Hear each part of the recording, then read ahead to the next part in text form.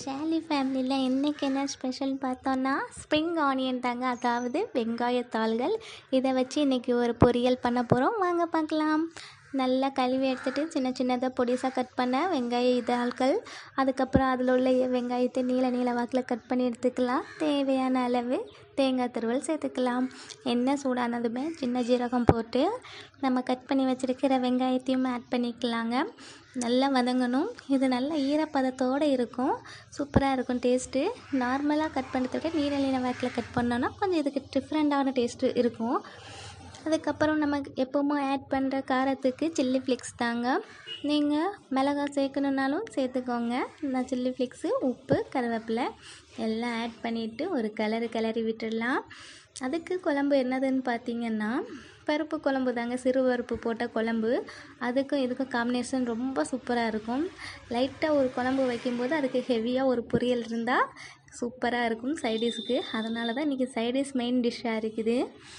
இது நல்லா வதக்கி எடுத்துக்கலாம். அதுக்கப்புறம் அதில் நான் ஆட் பண்ணுறதுக்காக வேர்க்கடலையை நல்லா வறுத்து எடுத்துக்கிறேங்க. பச்சை வேர்க்கடலை நம்ம டிமார்ட்டில் வாங்கினது. அதை நல்லா வறுத்து எடுத்துகிட்டு அதையும் நல்லா பொடி பண்ணி எடுத்துக்கலாம்.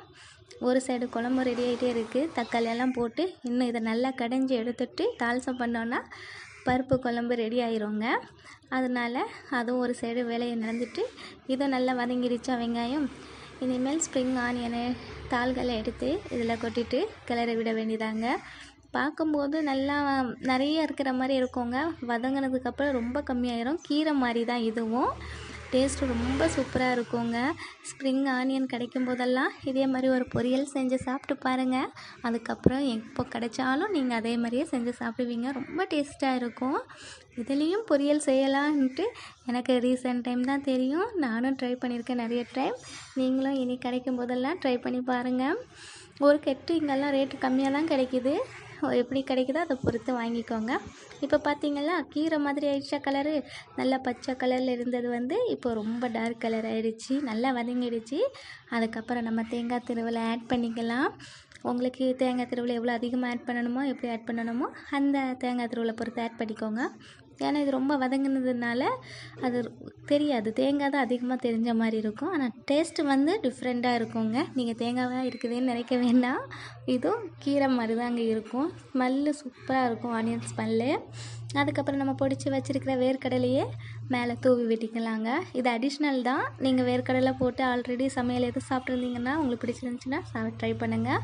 பேபிஸ்க்கெலாம் கொடுக்கறதுனால அவங்க வேர்க்கடலைலாம் சாப்பிட்லன்றதுனால நம்ம வறுத்து இப்படி பொடிச்சு பொரியல் பண்ணும்போதெல்லாம் ஆட் பண்ணி கொடுத்தோன்னா நல்லா விரும்பி சாப்பிடுவாங்கங்க. ஹெல்த்தி தான். எல்லாம் நம்ம பண்ணுற விதத்தில் தான் இருக்குது. அவங்களுக்கு எப்படியாச்சும் ஒரு ஹெல்த்தியான ஃபுட்டு நம்ம கையால் கொடுத்துட்டு இருக்க வேண்டியதான். அது சமையல்லேருந்து நம்ம ஆரம்பிச்சிட வேண்டியதான்.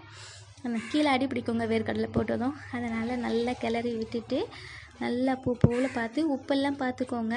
எண்ணெய் கம்மியாக ஊற்றினாலே போதுங்க. தேங்காய் எல்லாம் இருக்கிறதுனால சூப்பராக இருக்கும் டேஸ்ட்டு. சூப்பராக ஒரு சைடு பொரியல் ரெடி ஆயிடுச்சு. நீங்களும் ட்ரை பண்ணி பார்த்துட்டு டேஸ்ட் எப்படி இருக்குன்னு சொல்லுங்கள். மறக்காமல் லைட்டாக ஒரு குழம்பு வச்சுக்கிட்டு அதுக்கு சைடிஷாக இதை ட்ரை பண்ணி பாருங்கள்.